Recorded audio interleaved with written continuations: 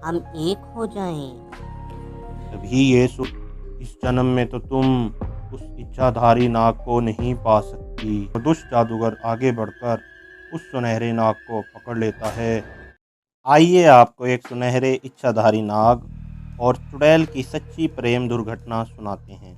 कहते हैं कि पुराने वक्तों में शिमला की पहाड़ियों पर एक गुफा में एक बहुत खूबसूरत सुनहरे रंग का इच्छाधारी नाग रहता था।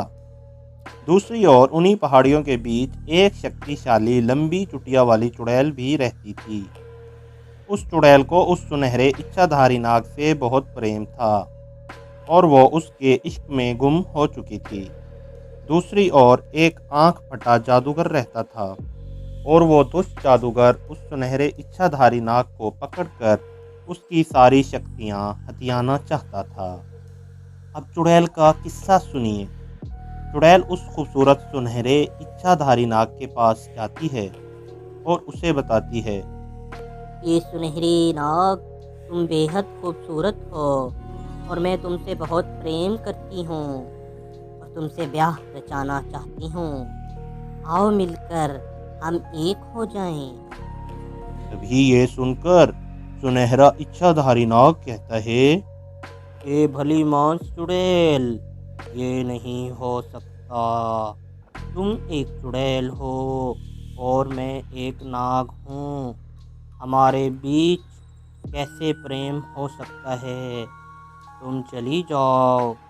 ये सुनकर वो चुड़ैल कहती है, कि हम दोनों मिलकर इसका उपाय ढूंढ लेंगे। तुम मुझे बहुत पसंद हो, मैं तुमसे बेहद प्रेम करती हूँ। ये कहकर वह चुड़ैल वहां से चली जाती है। दूसरी ओर वो सुनहरा नाग शिकार करने जंगल की ओर बढ़ता है कि सामने से उसे वो दुष्ट जादूगर अपनी तरफ बढ़ता हुआ नजर आता है। उस जादूगर को देखकर सांप अपनी जान बचाने के लिए दौड़ लगा देता है और वहां से भाग जाता है। दूसरी ओर चुड़ैल एक बाबा के पास चली जाती है और जाकर वो चुड़ैल उस बाबा को अपनी समस्या बताती है। तभी उस चुड़ैल की बात सुनकर वो बाबा जी कहती हैं कि नेक दिल चुड़ैल, तुम नाग से सच्चा प्रेम करती हो, उसका एक उपाय है मेरे पास। और वो ये कि इस जन्म में तो तुम उस इच्छाधारी नाग को नहीं पा सकती। अगर तुम वाकई उससे सच्चा प्रेम करती हो तो उसके लिए तुम्हें तपस्या रखनी होगी और तब तुम अगले जन्म में एक सुंदर लड़की का रूप धार लोगी और अगले जन्म में ही तुम्हारा और उस नाग का प्रेम मिलन हो सकता है। तभी वो चुड़ैल बाबा को कहती है, बाबा, मैं उस इच्छाधारी नाग से सच्चा प्रेम करती हूँ और मैं इसके लिए कोई भी तपस्या कर सकती हूँ। ये कहकर वो चुड़ैल वहाँ से चली जाती है। अगले दिन वो चुड़ैल सुनहरे इच्छाधारी नाग के पास जाती है और उसे कहती है, मेरे पास एक उपाय है। मैं बाबा के पास गई थी। उस बाबा ने मुझे कहा कि तुम्हें तपस्या करनी होगी और इस तरह हम अगले जन्म में मिलेंगे और हमारा प्रेम अमर हो जाएगा और हम दोनों एक हो जाएंगे। ये सुनकर सुनहरा नाग कहता है, अच्छा, वाकई तुम मुझसे इतना प्रेम करती हो, तो चलो ठीक है, तुम तपस्या कर लो, हम अगले जन्म में ज़रूर मिलेंगे। और तभी वो नाग चुड़ैल को बताता है कि वो आँख कटा जादूगर मेरी नागमणि होना चाहता है और मेरी सारी शक्तियाँ हासिल करना चाहता है। तुम मेरी ये नागमणि लेकर चली जाओ और इसकी हिफाजत करना ताकि कहीं वो आँख कटा जादूगर ये नागमणि हासिल ना कर ले। और तभी वह चुड़ैल कहती है, ठीक है, मैं मरते दम तक तुम्हारी नागमणि की हिफाजत करूंगी। ये कहकर वो चुड़ैल नागमणि उठा लेती है और नागमणि लेकर वह चुड़ैल वहाँ से एक गुहार में आ जाती है। अगले दिन इच्छाधारी नाग जंगल की ओर जाता है। जंगल में एक चट्टान के पीछे वो आँख कटा शैतानु जादूगर छुपा होता है और वो जादूगर इस सुनहरे नाग को देखकर उसकी ओर बढ़ता है ताकि वो उसको पकड़कर उसकी नागमणि हासिल कर ले। उस जादूगर को देखकर नाग बहुत गुस्सा होता है और वह दुष्ट जादूगर आगे बढ़कर उस सुनहरे नाग को पकड़ लेता है और उसे कैद कर देता है।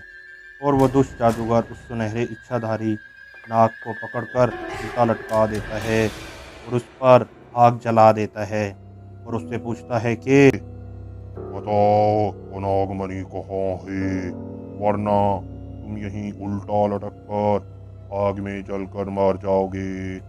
लेकिन वो नाग जानता था कि जब तक नागमणि सुरक्षित है ये दुष्ट जादूगर मेरा कुछ नहीं बिगाड़ सकता।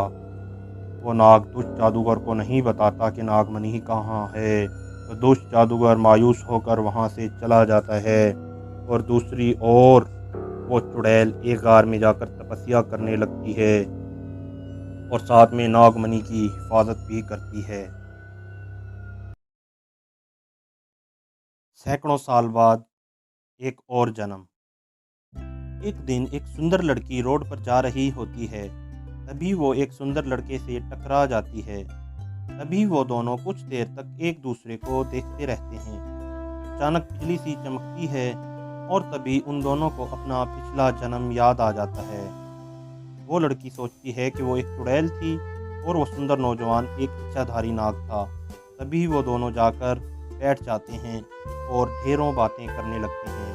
तभी वो चुड़ैल बताती है कि देख, तो मैं एक खूबसूरत लड़की बन गई हूँ तपस्या करने के बाद। वो सुंदर लड़की जो कि पिछले जन्म में एक चुड़ैल होती है वो नागमणि निकाल लेती है और उस सुंदर नौजवान जो कि एक नाग होता है को दिखाती है। तभी अचानक वहाँ पर दुष्ट जादूगर भी आ जाता है जो पिछले जन्म में नाग का दुश्मन था। और वह जादूगर कहता है, हे चुड़ैल और इच्छाधारी नाग, वो नागमणि मुझे दे दो, वरना मैं तुम दोनों को मार डालूंगा। और वो नागमणि अभी के अभी मुझे दे दो तो मैं तुम दोनों की जान बख्श दूंगा।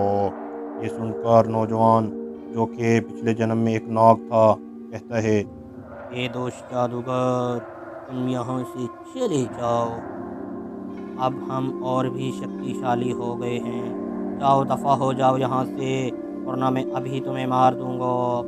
ये सुनकर वो दुष्ट जादूगर नागमणि की ओर बढ़ता है कि उसे हासिल कर ले। जैसे ही वो नागमणि की तरफ बढ़ता है वहाँ अचानक आग नमूदार हो जाती है। ये देखकर वो दुष्ट जादूगर नाग और चुड़ैल जो कि अब सुंदर नौजवान और सुंदर लड़की का रूप धारे हुए होते हैं उन पर हमला कर देता है। लेकिन उसका कोई भी हमला नाग और चुड़ैल पर असर नहीं करता। ये देखकर वह खूबसूरत नौजवान अपने नाग के शक्तिशाली रूप में वापस आ जाता है और उस दुष्ट जादूगर पर हमला कर देता है और खूबसूरत लड़की उस दुष्ट जादूगर को तलवार का वार करके मार डालती है और यूं नाग और चुड़ैल का प्रेम मिलन हो जाता है। सच है कि जो एक दूसरे से सच्चा प्रेम करते हैं उनका मिलन निश्चित है। बच्चों, इस तरह की स्टोरीज और कहानियाँ देखने के लिए हमारे चैनल को सब्सक्राइब करें।